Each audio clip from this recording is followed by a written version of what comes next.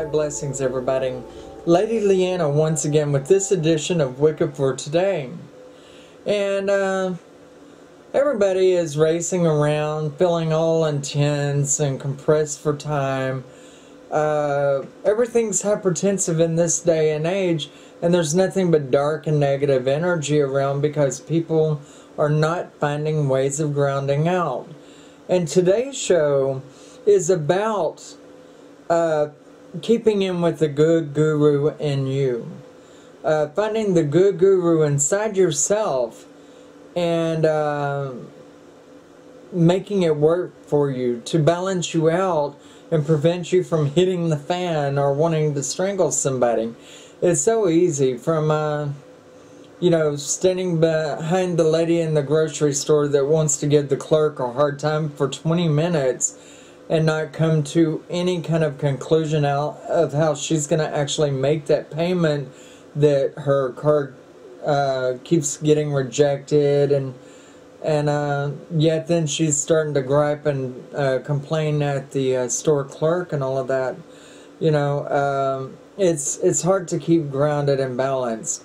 And working a job where there are more bosses than there are employees, and they don't allow you to actually finish one job before they pull you and start putting you on another one, and then the other boss that had told you to do the original job wants to come in and start actually ragging you out because it's not completed. You know, we're finding more and more of these intense situations throughout our days, and it's not getting any better.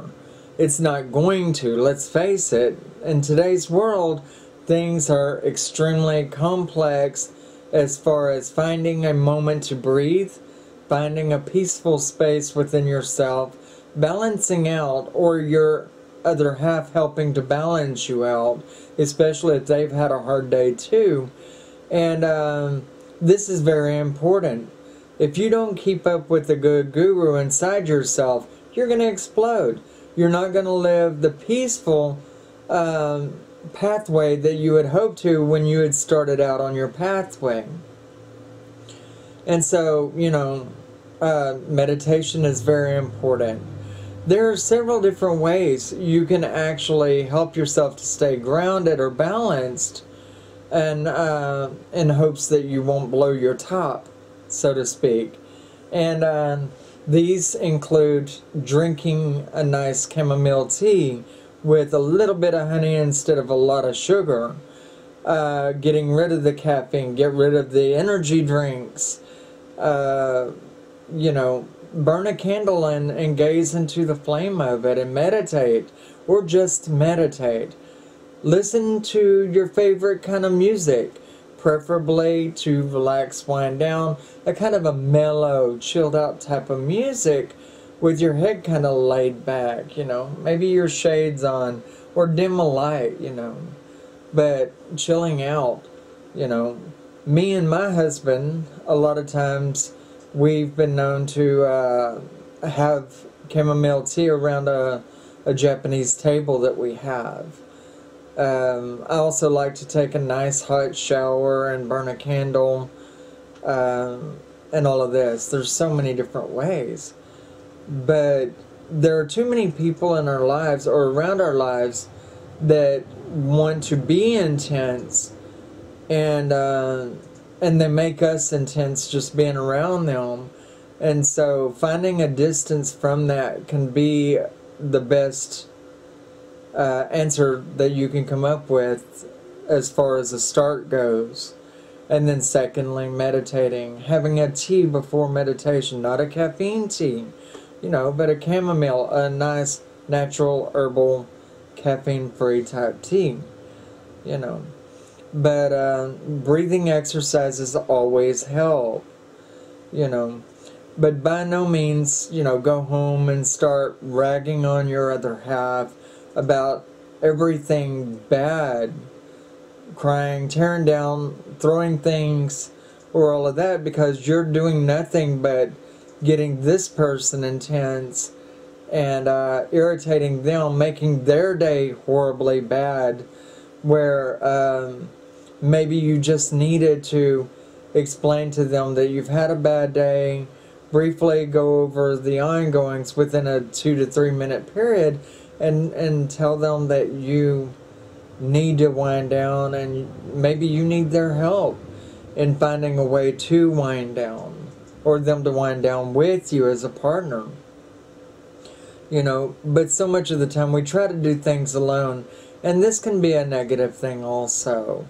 But by far, the worst thing you could do is bring your own negativities home, storm and rage about it, and get everybody in your household also in the most negative place that they could be, because then, you know, that day is bad for your house forever. I mean, through that day until everybody goes to sleep and wakes up the next morning to do something different, that day is bad. And, you know, who knows if it ain't going to carry on to the next day. But, you know, most of the time, habit of interaction sets in if you do this on a regular basis, and it causes everyone within the house to get used to interacting in this negative way, so that you never find a balance. The house always stays in an uproar, and eventually it tears your home apart. You know, nonetheless, you know, don't carry it around with you like a virus, but find a way to bury it, not inside yourself. That is always a negative conclusion, but give it to the earth. Bury it in the earth. Reflect into something all your negatives of the day, and then dig a little hole, push it in the ground physically, and cover it up. Or write a little note with all your negatives in it, and push it into the ground and let the weather have it. You know, these are different ways. Lean up against the oak tree with your back to it, and kind of meditate on all the negative ongoings throughout the day as you feel it draining from your body, and give it to the earth so that it can be cleansed away, and then you can take the strength of the tree itself. These are good pagan ways of dealing with these kind of issues. Astral projection is also a very good way of dealing with these negatives. You could astral project over to that boss's house and say, tip over his cup of coffee or something. You know, do something very light to let him know you're there. Or talk to his head and say, hey, maybe you need to get a grip, learn how to treat your employees, and you know, give him your words to his head. You know, there's a way. And this will help you to get rid of those feelings by giving them to who they actually belong to begin with. All in all, you should always be able to walk away from that sitting with a light, happy-go-lucky attitude and personality and a smile on your face, and no more worries about it for the rest of the day. Now, do realize that, you know, there are going to be other situations that come up even in the same day or in the next day or whatever.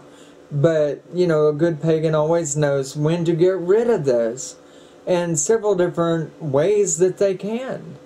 And it's not hard. It really isn't. You know, too many times people start bad interactions with others who had nothing to do with the way they felt for that day. And it's not the way to deal with it. But meditation is always the first recommendation.